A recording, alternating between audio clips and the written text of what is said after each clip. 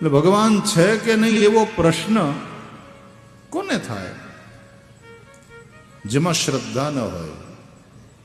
શ્રદ્ધા કેનામાં ન હોય?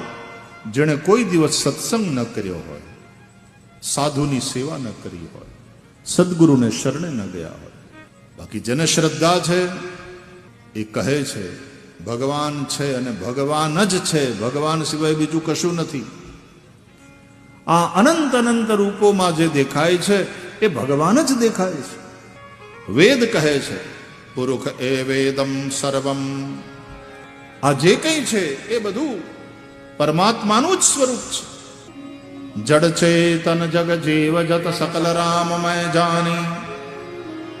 જડ ચેતન સ્થૂલ સૂક્ષ્મ આ બધા રૂપે પરમાત્મા જ છે, ભગવાન સિવાય બીજું કશું નથી.